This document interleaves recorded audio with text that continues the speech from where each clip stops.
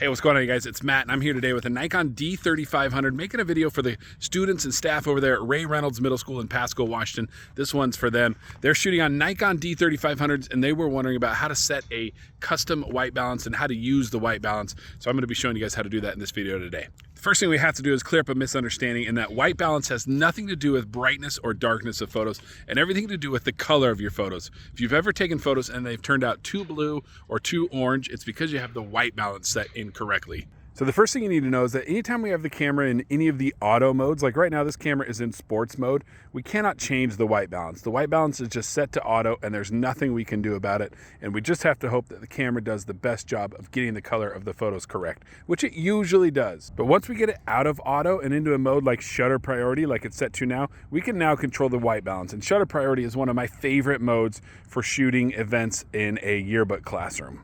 So now that we're out of auto, to set the white balance, we're going to come here on the back of the camera and we're going to press this I button right here. And that's going to allow us to choose from all these different options down here. I'm going to go over here, this third one in, that's my white balance. I'll press the OK button. And here's all the different white balance settings we have. And most of these are pretty obvious. This incandescence, this is usually your bulbs you have at home. Fluorescent, these are usually the bulbs you'll find inside a school, sometimes in a gym. Sometimes gyms are this one. But sunny is obviously outside on a sunny day. This is if you're using the flash, cloudy day, and shady day. So you're going to use cloudy and shade a lot, and obviously daylight a lot. And then you'll play around with these two. And I can't tell you which one to use in your high school gym because every high school gym is different. But try both of these to see if it doesn't make a difference in how the photos look in your gym. And then of course you can always use auto if you're just having a hard time getting it right. But one of my favorite things to do is actually to use a custom white balance. And that's this one right here. I'm going to show you how to set that. But for now, go ahead and just set it to pre right there and press OK. And then now we have to go in and do an extra step here in the camera. For this next step, you're going to need what's called an 18% gray card. You can buy one on Amazon. They're like $5, super cheap. I recommend you get one and put it in every one of your camera bags. In a pinch, a white piece of notebook paper will do. It's not ideal because every piece of paper is a little bit different shade of white. So an 18% gray card is better, but if all else fails, you can use a white piece of notebook paper, which is what we're going to do today since I don't have a gray card on me. Okay, so what we're going to do is we're going to come here to the back of our camera. We're going to press this menu button right here. You're going to want to make sure you're on this little camera icon right there, and then you want to go down to where you see white balance right there, and then just press the OK button to select that. We're going to make sure this is set to preset manual, which it is, and then I'm just going to press right on the D-pad here, and we're going to choose measure, and we'll just leave that on there and press OK. And you can see it says override existing preset data. We're going to choose yes. And take a photo of a white or gray object filling viewfinder under lighting for shooting. And this is super important. You have to make sure that whatever light is shining on your white piece of paper is the light you're going to be shooting on. So if I was doing this in a gym, I'd probably walk out to the free throw line where the players from my team were going to be playing, and I would set the white piece of paper down on the ground right there, and I would take a picture of it, making sure that look at like what's happening right here. It's a sunny day out here right now, but my body is casting shade on this piece of paper, so I'm going to have to be aware of that when I take the photo of this.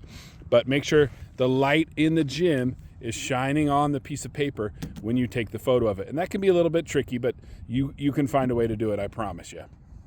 So what I'm going to do this is I'm just going to hold this up, my piece of paper. I'm going to make sure in this situation the sun is shining directly on it. I'm going to point the camera at it. I'm going to make sure I fill up the whole viewfinder with the piece of paper. When I'm looking through the camera, I should see nothing except for that white piece of paper. And I'm going to have to turn a little bit, position myself. So again, the sun is shining on the piece of paper. So I got to find a spot where I can do that, fill up the frame, and take the picture. And that has just analyzed that white piece of paper, and it's going to set the white balance so that the white piece of paper looks white in the photo. And that's why this is a great way to set a custom white balance for your pictures. Final thoughts here. You will need to do this every time you change locations. For example, if I go and I do this for the gym and I set the white balance for the gym, and then I go out to a football field at night under the stadium lights and I do it there, I will need to set it again for the football field. And then next time I go into the gym, I'll have to do it again. There's no way on this camera to save different preset settings, different custom white balances for different locations. You'll have to reset it every time. But if you can get in the habit of setting that custom white balance for those tricky lighting situations, like classrooms where you have a mixture of sunlight coming through the windows and overhead light, and your gymnasiums and your football fields, the color of your photos will really start to improve and your photos will look a lot better. Hopefully this helps. If you were wondering why there was laser beam sound on some of these shots, these guys are doing some construction over there, and I swear they were waiting to start banging back there to make their weird noises. So anyways, hopefully this video was helpful. If it was, let me know, and if you need more videos like it, let me know too.